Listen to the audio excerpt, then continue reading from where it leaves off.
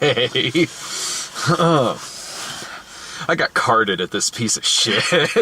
You have to be old enough just to understand the mature themes of Underworld: Blood Wars. At first I was wondering, like, do they think I'm too old to be sitting through this? But then I was remembered, like, oh, it's probably my hat. Oh, your Bugs Bunny hat. Yeah, like, alright, Sonny. You two, you need to see some ID, sir. I literally went, what? Okay, thank you. So this movie was pretty terrible. Yeah. I was fairly excited for it because I like the sort of, like, 90s supernatural shoot 'em up type movie where it's just people like trying to shoot each other in the face from 10 paces away. And they did that. Like, I got that in maybe like the last 20 minutes of the movie. But before that, it was just people screaming exposition at each other. That's what. And wandering through shadowy hallways. Normally, I like the kind of movie you just mentioned. But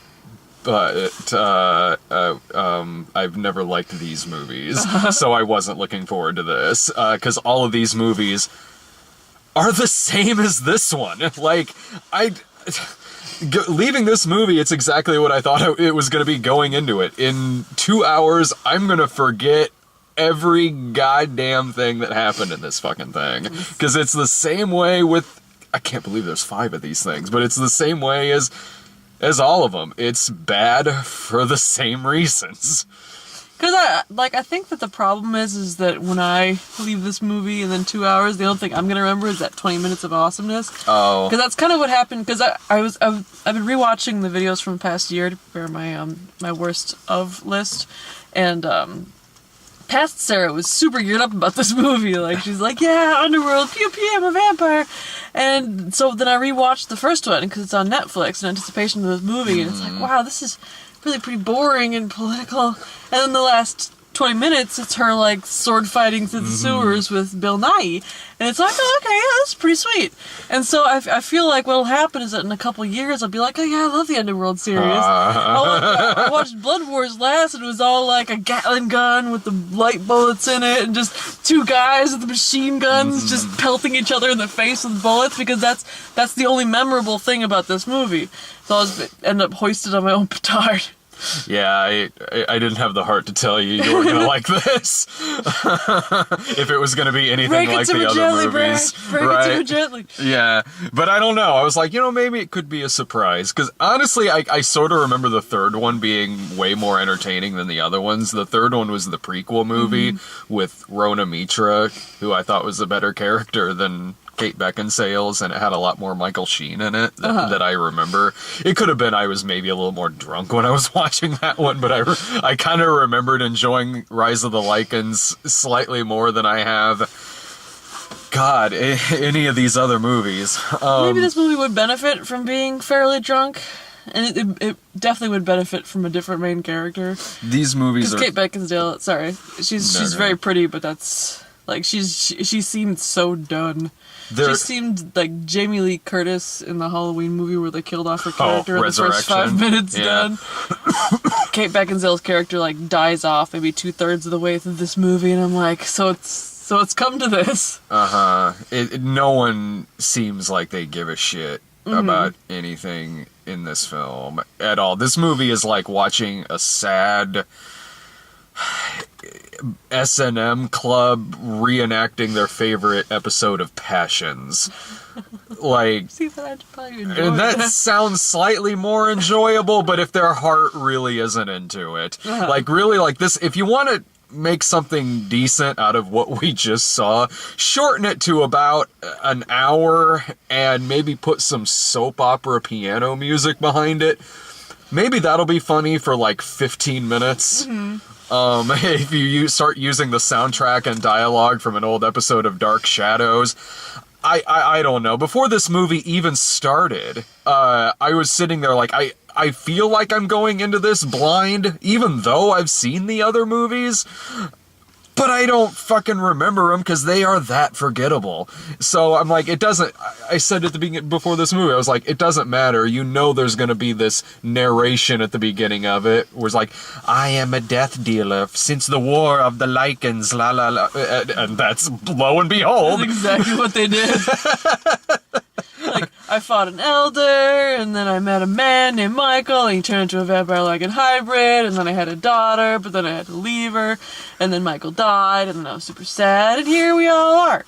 It was, I mean, beneficial, honestly, because it did remind me what happened in the fourth one. I was like, oh, okay, because really the only thing I remember about the fourth one is that they had to use this really obvious Scott Speedman body double because he didn't come back for it. And so he's killed in, like, night vision or some bullshit. Like, that was all I remember. I'm like, oh, right, they had a daughter.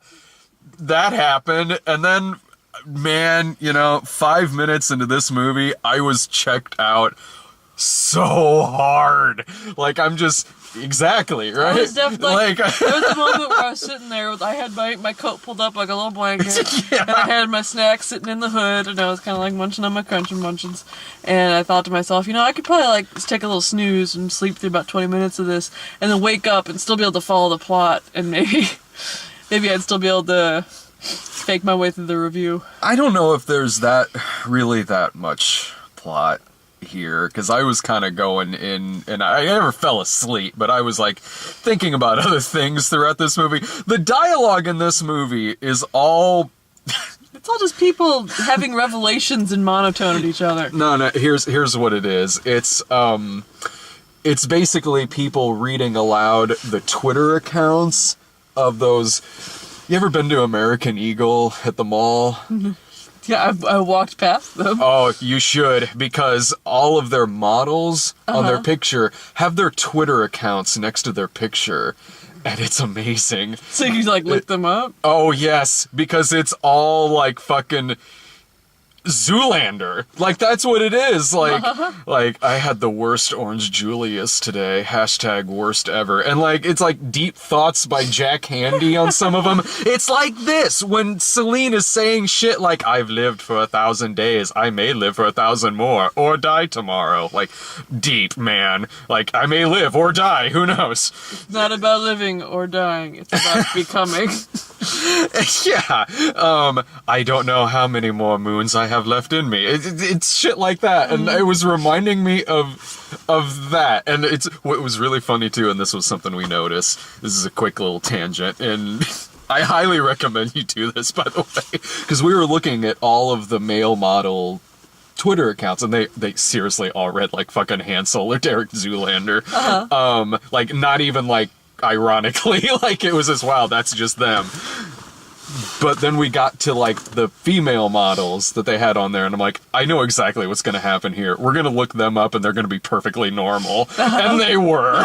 They're talking about, like, promoting gay rights and things like that, and all these, like, serious issues. Meanwhile, dude's talking like, oh, man, I'm totes stuck in line to get this new, like, orange cream pop.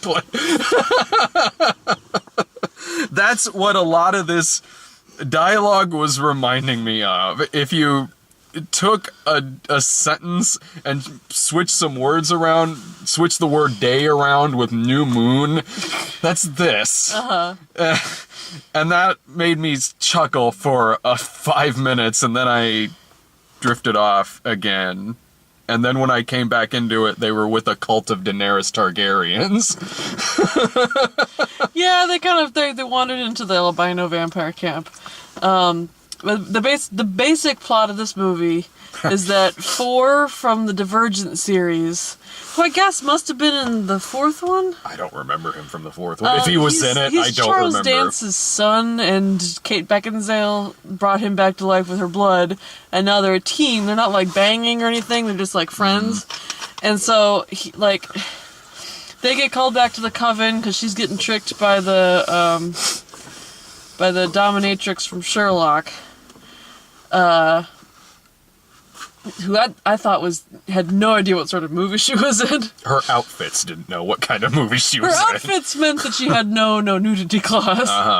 It's basically, let's make her be as naked as possible, which is kind of what she was in Sherlock as well. Oh, okay. But anyway, like, she's trying to pull a quick one, but it's all kind of ancillary and dumb.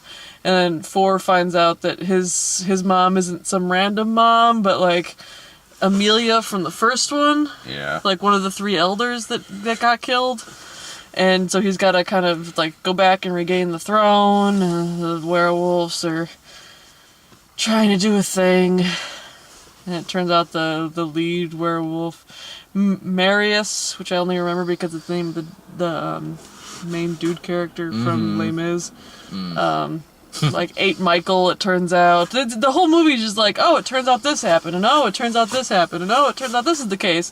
But it's all so boring that it's like, I don't care. I don't care. That's what every single one of these movies is. There is nothing in the way of any kind of character. It is just really cynical-ass filmmakers who don't give a shit about what they're filming. All they're feeling is like, we could get 5 movies out of an audience coming to this because they want to see Kate Beckinsale in leather. And that's it. They don't do anything beyond that. The characters only exist for exposition. The action is bullshit.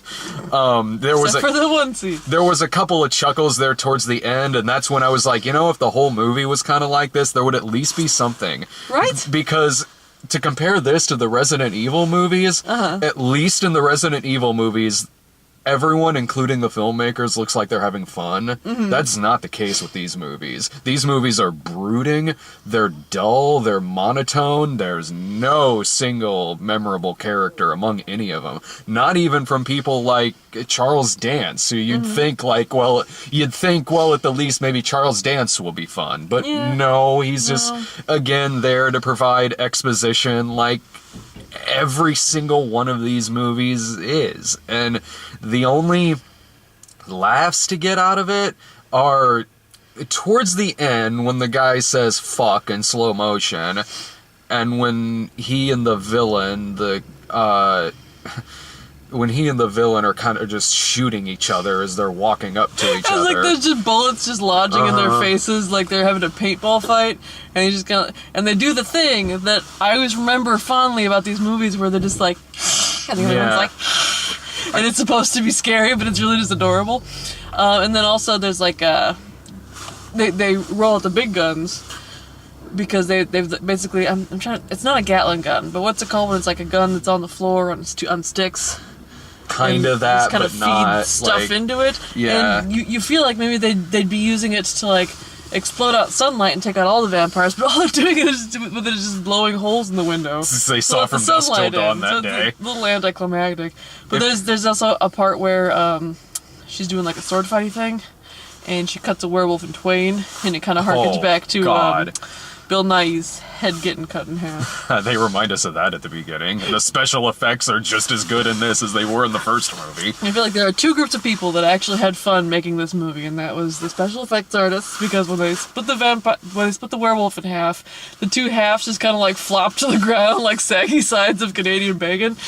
And then the costuming department, because I do feel like the albino, the Daenerys Targaryen vampires, had really cool outfits and definitely were set apart and kind of like Nordic and cool looking. And then they were also on a set that looked like they were guarding, that Daenerys is guarding on the wall for some reason. Yeah, so like, these vampires. Okay, there's this horde of vampires. They're living basically in the north, and the thing they do for fun is just like sit in pools of water and pour water over each other. That's what they do. That's it. Like what they'll do is. She explained it all like it was this deep spiritual experience where like you use it to go to the other world and you poison yourself. But basically it's just like laying in a pool and the other person like kind of wraps you up in gauze like you've gotten taken by Aragog and like tacks you up to the ceiling, just like hanging there, and you just kind of hang there for a little while, and that's what they do for fun. Like they're the cotton candy from Killer Clowns from Outer Space. Yes. Huh. But yeah, I thought the costumes were really cool. The Daenerys Targaryen people, and then also what's her face from Sherlock. Yeah, they were exploitative, but they were cool looking and exploitative. Like she had that one robe that was just like different straps attached to different straps, but the whole thing kind of formed this like semblance of a bathrobe that trailed out behind her. Yeah, I mean, these movies are exploitation flicks. They're just not very good ones. And I wish this had been made like 10, 15 years ago, because the villain, I mean, he even looks like him too, would have been Michael Wincott, the bad guy from The Crow.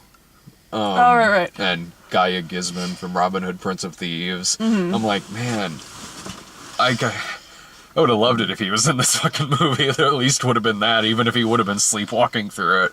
I would have loved it if Michael Sheen was in this movie. Yeah. I said Charlie Sheen. I would not have liked it if Charlie Sheen was in this movie. They do. There are parts where it's obvious that they are using like actors in werewolf costumes, like rubber costumes. The problem with that is that it doesn't fucking matter, because they mask it with such god-awful 90s CGI between the stupid-ass CGI blood that's popping out of them and these special effects that are the worst I've seen since Gods of Egypt, but Gods of Egypt was a more fun movie than this. They're on par with bullshit from the 90s, like American Werewolf in Paris. They might be using the same fucking werewolf effects. Which, if this movie had been having more fun with itself, I would have liked that, because it would have added to the unabashed 90ness of what I was expecting. Like, do you remember I, Frankenstein? That was you and Dave. Oh, okay. Well, I was expecting I, Frankenstein, because I liked I, Frankenstein. It was dumb, and it was 90s, and it was very, very poorly made, but the plot kind of dragged itself by its bootstraps, and it was held together by a sort of, like, earnest, what if he was a Frankenstein, you guys? If he was a Frankenstein moving through time, and he was doing battle with angels. Since you were really looking forward to this one, I assumed you were just fans of the other movies. I was fans of the portions of the other movies I remembered, which apparently wasn't very much of the other movies. No. I mean, to which I would think, like, I guess if you are if someone out there is a fan of these movies, that you'll like this. It's the same goddamn movie as the other ones. I mean, this movie is like if you took something like a Twilight and just stripped away all of the unintentional humor to it. That really is this. And there was kind of a crowd in there. Oh, the guys behind us were digging it. Yeah, so there was a crowd of people who were like, you know what we should do tonight? Underworld, Blood Wars. Maybe they were drunk. Maybe that was our mistake. We should have been drunk. Yeah, we should have been drinking through this movie. If we brought in our own containers, we could have just filled them with vodka. Is this going to be one where, come like a year from now, you'll have to like watch the review to be like, what exactly did I think of that fucking movie? December Sarah. Hi, it's me again, January Sarah. This movie doesn't belong on the bottom 10, but that's just because there's really nothing to say about it. It's early. It's definitely early. Welcome to fucking January. It's Underworld Blood Wars. So like, I imagine I will see 10 more movies that I would put on a worse list before this. Yeah. But that's because we see about 50 movies that are contenders for a 10 worst list. This is awful. The movie's awful. It's boring to sit through. It's a long 90 minutes. There's no good characters. There's nothing interesting about it. And anything that would be unintentionally amusing about it, you can see tenfold in something that's way more entertaining than this movie. It's... Doing the bottom 10, the difficult part is never ranking the terrible movies. It's ranking the mediocre movies against each other. Like, what was worse? This unintentionally hilarious bad CGI thriller, or this unintentionally not hilarious mid-February comedy that we saw that I barely remember? And I feel like this is going to be one of those movies where I've got 8 of my slots filled, and then 5 movies that I have no idea that I even watched them. Like when you had to look up what the choice was. Yeah. And I was like, Brad, you forgot Fifth Wave. And he's like, fuck, I did forget Fifth Wave. I did forget that. I did. God damn it. Skimmed right past that. I think we as a nation forgot the Fifth Wave. Fifth Wave! Should we do previews? Yeah, absolutely. As for this, I don't even recommend this as a Netflix watch or anything. Don't bother. There's no reason for this movie to exist, and there's no reason for you to watch it. If you want something like on in the background while you're cleaning, maybe. Just put on Resident Evil if that's the case. The Bye Bye Man. Oh, fuck. Again, I really don't have to care about, because that's a horror movie, so that'll be you and Brian. That'll be me and Brian. That name is just not getting any less hilarious. Well, it's turning into a really funny Tumblr meme where people are taking the poster and putting shit like the ICUP man and shit like like the Oops-a-Daisy man, because the tagline's like, you won't laugh at his name until when he sees you. See you later, alligator man. Really scared of you, PG-13 horror killer. Don't say it, don't think it. Rings, which, okay, this preview made me gag. Because it's like, it must be like an origin story of Sadako, or whatever her name is in the American version. But it's like, there's this lady, and she's like getting haunted by the ring girl. And she's sitting there, and she's got a peculiar look on her face, and then she reaches in her throat, and I'm gonna start gagging just talking about it, and pulls like this long strip of hair out of her throat, and I'm like, nope! That'll be a me and Brian movie. Yeah. I don't give a shit about that movie. You guys can barf. That's fucking disgusting. I'm sorry. I guess Shut In was the better choice for Naomi Watts other than Rings, which means Rings is gonna be terrible. Like, how many rings do you suppose are in this movie? Yeah. I thought it was just the one ring, right? It's called Ring because there's like the circle in the video. And then it's the well, and the little girl pops out, and she's like, you've got 7 days. I'll stick with the original version, Ringoos. Ringu. Kong. I'm so excited for that. Hey, you guys, I'm Dancing Ray. You shouldn't have come here, man. I come Skullwise. I am so excited for fucking Nam Kong. Vietnam King Kong. Holy shit, I'm so looking forward to that movie. It looks pretty amazing. Yeah. I really can't wait to see that. That looks like a blast. I genuinely love John C. Like, even if it's a terrible thing, I'd still love the John C. Reilly-ness of him. Because he's always so himself in everything that he's in. There are also really terrifying shots in that trailer. Like when the helicopter's in front of him and he just looks like a nuclear mushroom cloud right in front of him, like blurry off in the distance. There's some really beautiful shots in that trailer. So I'm genuinely really excited for that. It's a good monkey. Yeah. It's a good looking monkey. Life. Oh, it's a space thing, Ryan Reynolds and... Yeah, it looks like that'd be funny if they released that the same day as Alien Covenant. I haven't seen the preview for Alien Covenant. It looks like an Alien movie. It's the same thing. Yeah, this kind of looks like John Carpenter's The Thing in space, which feels like something I may have said before, but it's like they got like a thing in a petri dish and then it's evil. Yeah, given its cast, I think we talked about this one, or I did with somebody else, where actually it had to have been you because I think we're the only ones who talk about trailers. But like, where I'm guessing I could be wrong. I'm guessing there's more to this movie than something gets on a ship and is killing all of them. Given it's got a really good gas to it, so I would think there's maybe something more to it than that. But you know what? Who knows? Even if it is that, it could turn out to be scary. Yeah, well, it felt like there's like people of all nations getting together on a space station to kind of cultivate life that they found in outer space, and so I think it's probably going to be just to some degree preying on each other's xenophobia. Be like, I claim this in the name of Russia. No, you don't either. I claim the name of Ryan Reynolds. Yeah. Right? Yeah. The name of Canada. Yes. Yes. I always forget that he's Canadian. So, Resident Evil Final Chapter. It looks more fun than the movie we just fucking sat through. Like, I guess that they're gonna eradicate the the virus in this one? I don't know. I love that it's called Final Chapter, as if this has been a really complex story. I watched the first one of the Resident Evil movies, and I didn't much care for it, so I didn't really watch any of the other ones. Then you probably won't like the other ones. Yeah, probably not. I don't know. Maybe. I mean, they got some charm to it in that, like.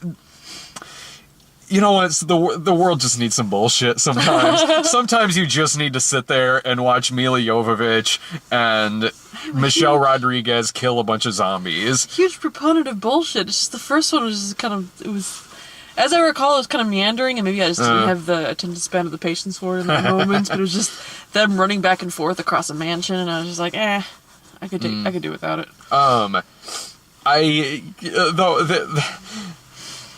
Sometimes I just will have fun at something like that. Like, those are usually movies me and Brian end up at. And, it's sort of like... If people wonder why me and Brian were so lenient on Assassin's Creed, it's because of bullshit like Underworld Blood Wars.